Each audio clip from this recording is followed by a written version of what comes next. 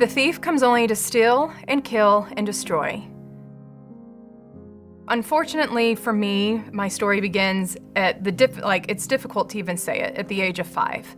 I am the youngest of 3 sisters, and one day I had overheard my 2 middle sisters, and they were talking about something that they had stolen from the house and hid in my grandma's backyard. So I go and I find what they had talked about, and what they had hidden was a magazine. I open it up, and it was, all of a sudden, I swear I woke up a sleeping giant, because it was a pornographic magazine. After that, that's what I was after. I somehow had found out that where they got that from was in my parents' closet. So I went to my parents' closet and ended up finding a huge stash of pornographic material. And that pretty much took over my whole childhood. My innocence was just gone. It led to depression, it led to anger, it led to an extremely, distant relationship with my dad. I ended up moving out after high school. One of my first jobs in the sex industry was working in a strip club. I ended up getting pregnant. And then I ended up getting pregnant 2 more times following that. And all 3 of those, I ended up getting an abortion. And so again, it was just one of those things where, where does the enemy come in? He comes, to kill. When I was 21, I ended up moving to California. I was then introduced to a guy who worked in the porn industry. The porn industry led to doing prostitution. I just started to become a shell of a person. There was absolutely nothing left of me.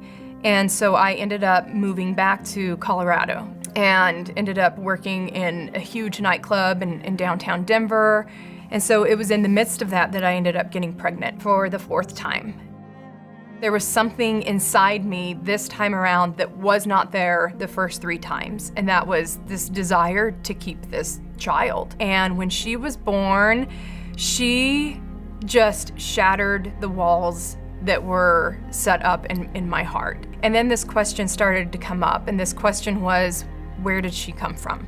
I had to know. I had this unquenchable thirst to know, how did she get here? I started looking in Buddhism. I started looking in Kabbalah. I started looking to anything outside of Christianity, outside of Christ, that would provide the answers for me, because I had a strong, strong opposition to Jesus and to anything that had to do with Christianity whatsoever.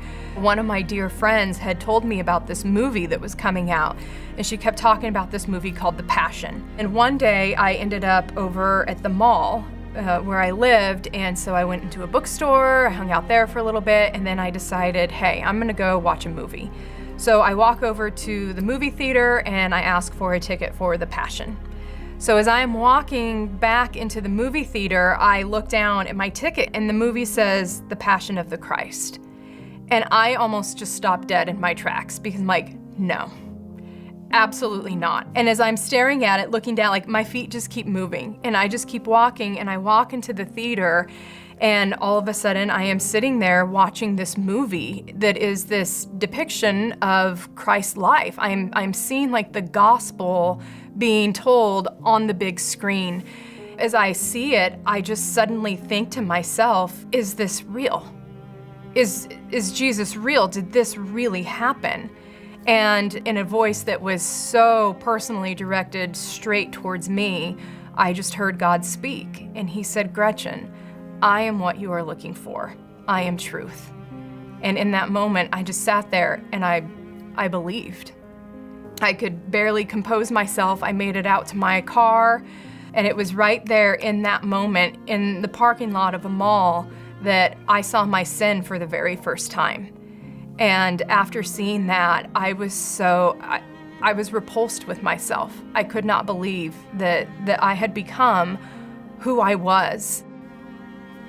And from that day, it's been 15 years. And ever since that day, I have pursued Christ as though my life depends on it, because it does. For me, it's been that, that first part of my life was done without Christ, and that did destroy me.